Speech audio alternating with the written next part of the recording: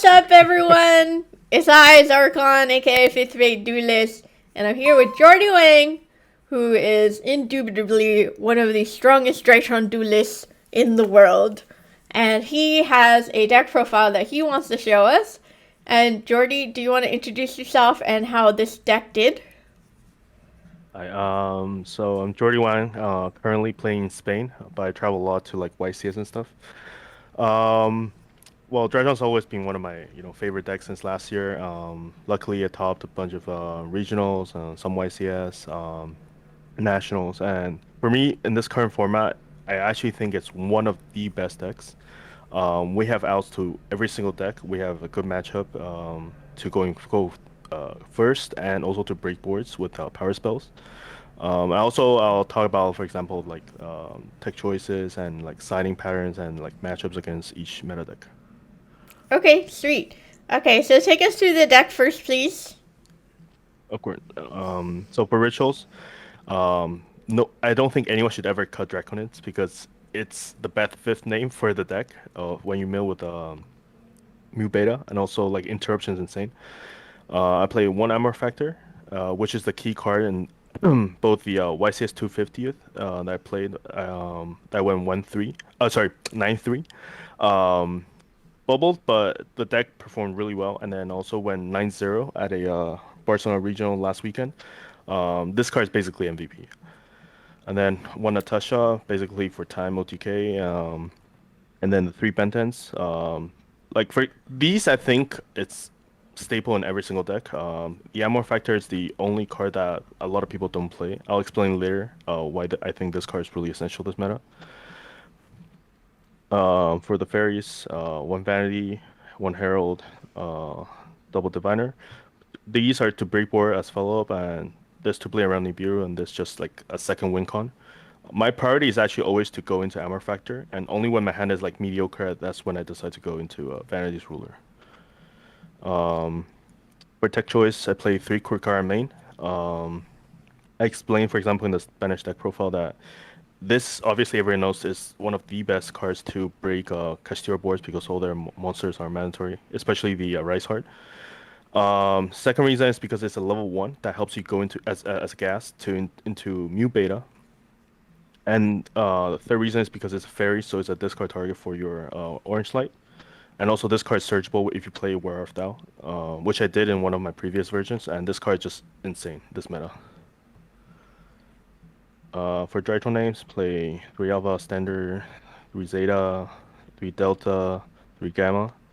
I just want to max out names to play around anti-spell and, try to have as much gas as possible. Everyone has their own like preference, but personally, I've been enjoying and finding it really consistent to just max out all the names. This meta I actually play three Fafnirs because I also play one Terraforming. I'll explain a little I'll explain the reason for the ratio, and then play two Meteonis to not take chances against Kashtira. Also, like having a second follow up search on the next turn helps you OTK a lot. Mm-hmm. The main reason for playing so many field spell is because the level change against Castira won me so many games where people forget that if I control a Drytron, I actually make all the Castiras lose 2 levels, and basically you stop them making at least one rank 7, and they a lot of time they just end on the Castiras and pass turn, and that's actually not that much of a threat. This card was definitely MVP against a lot of decks. Against Pride, it's actually really good too. And then I maxed out on 3 Nova, 3 Emergencies. Emergency is basically the most important search card I think in the deck. Also, it's searchable. I also play 3 Thrust. This card, after a lot of testing and events, I think this is a 2 or 3 must in a Drytron deck right now, if you can afford it. Obviously, it's very expensive, right? But this card searches you all the gas that you need, and also it searches the board breakers. The reason I also play one terraforming is because if you want to have access to Meteonis, you actually need to bridge through the field spell. For example, they imagine they stop Zeta and then stop your Diviner, so you actually have no way of accessing Meteonis. But if you have a thrust, you can actually bridge and then get Meteonis. And this actually helped me OTK or break a lot of boards. And then for more thrust targets, one talent, one dark ruler or more, one change of heart, and then for one extra gas, I play with Foolish. And then last two cards are Call by the Graves, to play around hand trap. And also, I think one of the most important cards in my deck is Destructive Daruma Karma Cannon. This is basically my tech choice to play around Drone Lockbird. If I ever draw Thrust, I feel I'm just gonna win or my opponent's not killing me, regardless of the hand trap they draw. Because against Castura, sometimes decent against Sprite, whichever hand trap they throw, you basically set the room up, and if your hand is bad, just pass. This is basically Book of Eclipse, and on resolution, if your opponent controls any phase of monster, you send them to grave by a game mechanic because it targets the player and not the monster. So basically, all the links, all the tokens, including all the trap tricks, they actually just go to grave. This card was insane. This is not my tech choice. Oh, sorry. This is my tech choice, but this wasn't my tech card. I learned this from a player at YCS before, and then I realized this card is just amazing in Drytron as well. Nice. For extra deck, I play one Access Code, one Appaloosa, one Dinamundo, Phoenix, Masquerena, Mirage Light, Linkuriboh. So the reason for Access Code over Borosword is basically because we play so many attributes of links that I wanted to take advantage of the resource I have. Appaloosa helps a lot against what's it called, Branded Despia and Sprite. Dinamundo is, I think, the best Link monster in the deck right now. It's a Link 2 Nightmare Unicorn that just shuffles and then revives or adds a Ritual from Grave. In my future build, I would probably try and play Dinamundo if I can squeeze a spot for it. For Xyz, I play double Zeus for Castera, one Dire Magician for double shot, double Mu Beta, and then Beatrice for combo, and then double Diviner targets. These are pretty standards. I don't think there's like anything special, but I do think that playing optimally between main and side is really important for Drytron to break boards or set up good plays. For side, I Definitely. play one out ice. If people don't know this, this is basically super poly with Giant Tornade. When you ritual summon this, your opponent can respond and just Giant Tornade everything. And the passive is also like a Despia Masquerade. Your opponent has to pay life points in order to activate a card, which actually works in time as well. One land save because you can search it. This version I play 5 hand traps, 2 Bell, and 3 Ash. All this is basically just to play against branded because in Barcelona regionals, I knew there were lots of branded players. So I wanted to better prepare against them, but turns out I only played 1 branded and played 4 Castira, so I only cited this once in the entire event. For Board Breaker, 3 Lava Golem. It's just generic. The first thing you do when you go into main phase, you just Lava Golem, breaks a lot of boards. Since Drytron is pretty much the only deck that can make like a Vanity Ruler, like this card is almost always active against all the meta decks, against Sprite, against Sword Soul, against Castira. This card is just amazing. And then 3 Book of Eclipse. I actually cite this against a lot of Labyrinth, Trap Tricks, Castiras. One, because it's good board breaker, and 2, because you can make, for example, Zeus. Chain 1 Zeus, chain 2 Eclipse, and then you still wipe the whole field. This card has really high outplay potential. And then 1 Harpy Feather Duster and 1 Debarrier. Debarrier is a secondary target for my Thrust. So basically, when I go first, if I ever draw Thrust, these are my go-to targets. I never side out Thrust. I think I max out at 3 because I always want to draw it whether it's first or second. Because this just keeps me alive and makes sure my opponent doesn't kill me against the entire meta deck. So yeah, this is pretty much the fast express deck profile. Okay, great. Awesome. Thank you for showing us that. One more thing is I just have some questions for you, if that's okay. Yeah. So why don't you tell us more about why you play Amor Factor? Because there's basically like three Drytron builds. There's like Vanities plus Magician. There's Vanities plus Amor Factor, and then there's Amor Fact. No, Vanities plus Perfection. No, Yep. some Perfection. Oh, Perfection plus Magician. That's the third one. So why'd you Yeah. pick Amor Factor? So well, I haven't played much of the Chaos Max with Dynamundo combo. I know a lot of people, for example, play the Hero Perfection with Chaos Max and then play with Dynamundo. The biggest problem I see is that uh, you lock monsters, which is really nice. But the problem is your opponent can still try and make Zeus. For example, Sprite, they just normal special attack and then make a double shot Zeus, and there's almost no way to stop it. Also, like you're very vulnerable to cards like Kurikara and stuff, other stuff. Um, you limit your opponent's plays, but you don't actually stop, especially Zeus. Like Zeus against Drytron, if timed correctly, can be very fatal. And that's when I realized like I don't want to, and because for example, my version I don't play Herald because I feel like there's a lot of brick cards I'd never want to draw. And I wanted the most consistent version where I can break boards, and also if I go first, I have a decent play where I know my opponent cannot kill me. These two for me are currently the best meta choices. This card is really flexible, going both first and second. So the first effect to skip main phase, you basically guarantee your opponent doesn't kill you, right? Because no one will ever imperm this. They always imperm other stuff like Diviner or Mu Beta, and they always let this pass because, which is normal. But the fact that they cannot kill you, you have a perfect setup for next turn. And normally, especially in defense, so that I don't eat cards like Lightning Storm by accident. And a lot of times when I end on IP Masquerena with Amor Factor, I feel like my opponent has will have a very hard time playing through this because one, they're not killing you, and they have their entire field negated. Kashtira, Sprite, uh, was it Brandis, Orzel, a bunch of other decks. They need to find a way to get rid of this, and a lot of times Masquerade just protects it. So whatever they do, you can chain, make Dinamundo spin a card, and then if they try to make another play, you can tribute and then revive back your Armor Factor, which is your skill drain. So next turn, you will start the turn having, for example, Kashira Rise Heart being negated. And there's also obviously people that don't read and doesn't know that this is actually a skill drain, and they play into it. I played out of the nine Kashiras I play in YCS 250 and regional.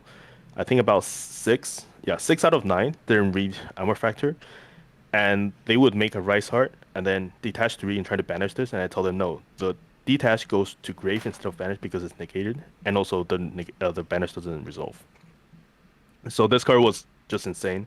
I don't know why people don't read this, uh, but this card is also a pretty big beater, 2950, and beats a lot over a lot of stuff.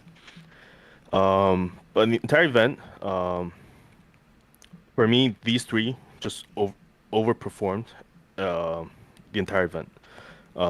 This is a sport breaker as gas. This to make sure I don't die, also a floodgate. This to search the entire deck. So we have so many targets to search. All this, yeah. So basically, we search all these cards with just one thrust. So going first or second, I feel like when I draw this, the chance unless you absolutely have no names, then it becomes unplayable.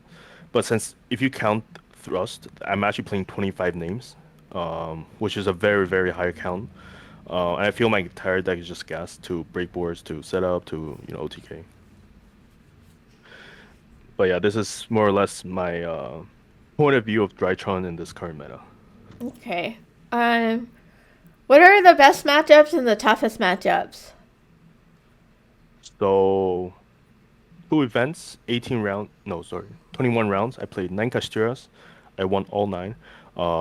It's supposed to be a difficult matchup because Banish inherently hurts the deck a lot. But since I play so many outs, luckily I drew at least one out every time I went second against Castira. Um, for a tough matchup, I would say. Oh, so my only loss in day one of YCS was actually pure Bestios because this deck just doesn't play. I Really? like I think it was like 6th round. I was 6-0. Oh, sorry. No, I was 5-0 on the sixth round I played a pure Bestial and I just did like I remember Alpha Zeta and then Zeta Effect and they did double Bestial different names and banished both Zeta and Benton and I was like what the fuck. I actually thought they were playing Brandon and then turned out to be a pure control Bestial. I actually won game two and we went to game three. I had fighting chance because we were close to time. So I was like, okay, if we go into time, then I might be able to come back. But he drew so 3 games. He drew 10 Bestials, and I was just not playing under 10 Bestials. So that was like really sad for me. But against every other matchup, oh, I think the best matchup is actually against Runic, any version of Runic. The reason is, Runic inherently skips their own battle phase, right? So by game mechanic, if you resolve this, skip their main phase one, they go draw standby, and then directly to end phase. There cannot be a main phase two if there's no battle phase.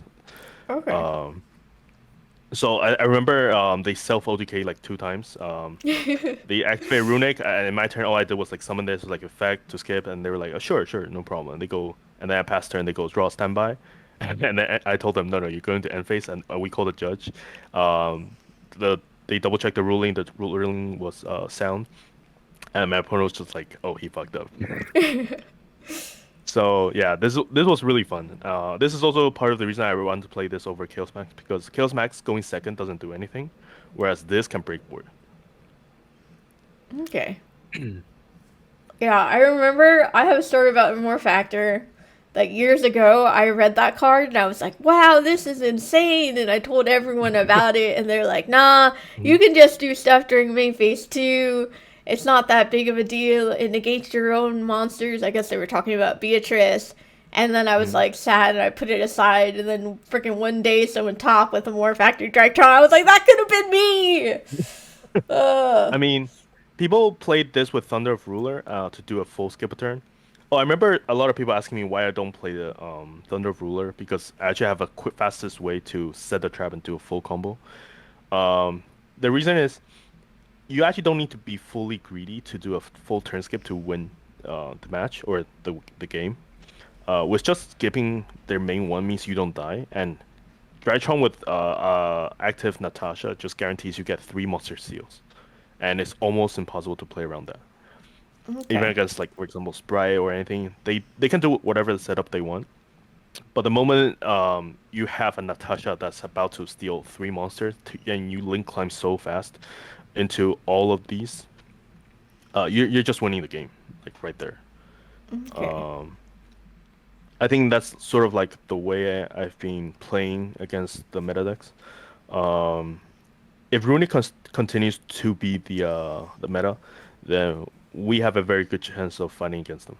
Um, the only hard matchup, oh, in this meta, I actually think hard matchup is actually Brandon. Not because of their main engine. The main engine, Drytron has like a 50-50 chance of winning. But the fact that they can go first and make Explosion Mm-hmm. into Gimmick Puppet means that if you don't draw any one of these, you're not playing. You just lose. Like regardless of how many board breakers you draw, you're not winning. So I think my ratio or my reason for playing all this is just to draw at least one against them. So this just inherently stops the entire combo, and this is to go second to try and play around Bistio and also try to stop Explosion. Because Explosion is such a scary card. Like it's like a link. Well, it's Azrael, right? It lingers. The moment they summon, it doesn't even activate, and you're just like locked. Mm-hmm. Whereas if you're against, for example, a Vanity or a Christia, you still can have outs with power spells, but against Explosion, and I think that card was like really badly designed. Um, and on top of that, next meta, Brand's getting a new monster that does very similar to Explosion. So I feel like they might have to consider banning Gimmick Puppet if they want the meta to not be so toxic. Yeah. Okay, great. So a big argument against a more factor is that they can just do everything in main phase two.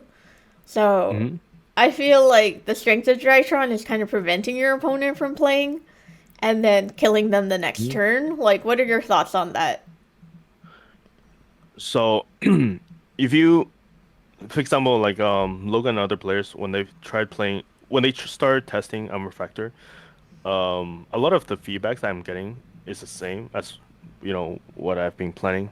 They have such a hard time getting rid of this, and the fact that you can use IP Masquerena to make this escape, come back, and then this revive it again in enemy turn, it's just really insane. And also like my top four game was against Kashtira. My end board was literally just this too, with the field spell, and I just won. I think my friend will upload the gameplay of my top four game. But like I think a lot of Drytron players could watch the replay and realize that this is very hard to beat. Like this is insane. Yeah, you play around, for example, Book of Eclipse, Book of Moon, Change of Heart, Imperm. Well, Imperm, if they imperm this, then this cannot escape. But a lot of times they actually imperm this. And what I do is I just link off, make this, shuffle back a Ben 10, shuffle card on their field, and then bring this right back. Okay. Which is, yeah. And in the next format, I, well, obviously depends on the ban list. But if the meta continues to be very Synchro Exceed Fusion based, then this card will hit all three decks at the same time, both first and second. Also, like, I don't know why this card is so underrated because no matter what I think about it, I just think this card's insane. I was playing it on DB and I Uh-huh. declared the effect, and like everyone started swearing. They're just like, "What the fuck? What is that card? Where did that come from? Who designed that card?" And then Yeah. I was like, I'm sorry. I don't know what to say."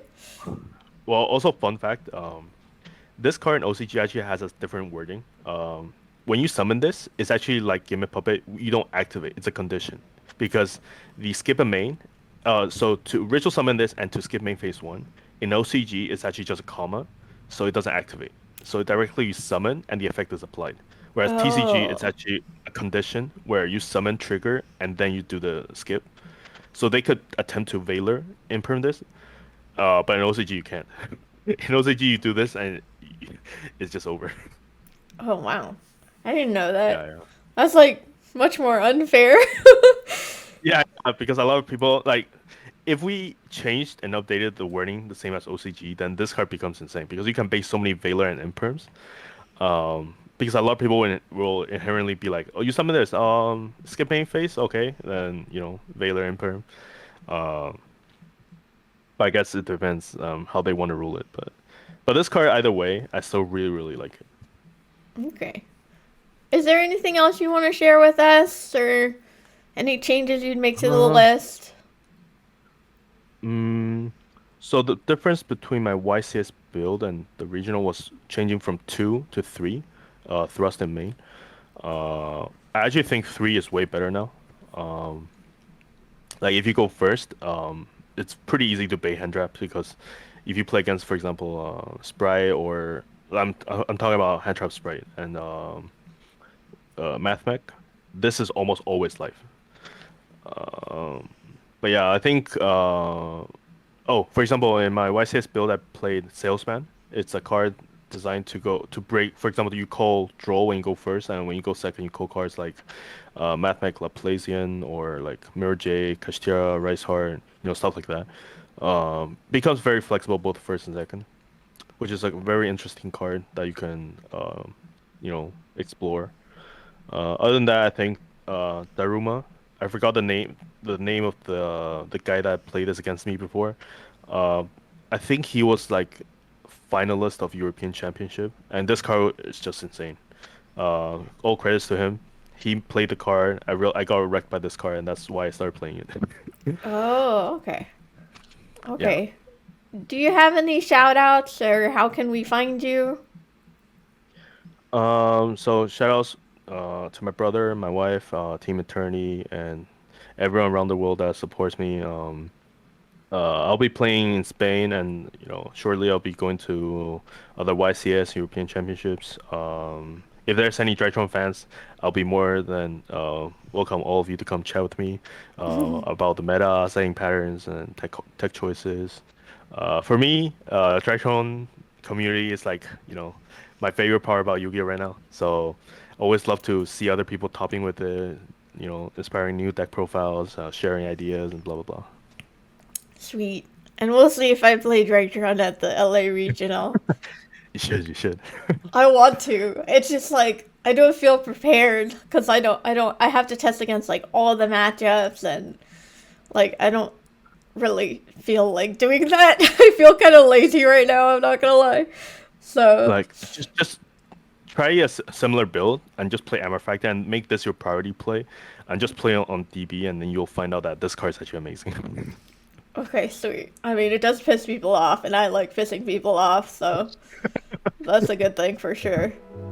Alright, Yeah. please like, comment, subscribe, and follow me on Twitch at twitch.tv/fifth-rate duelist.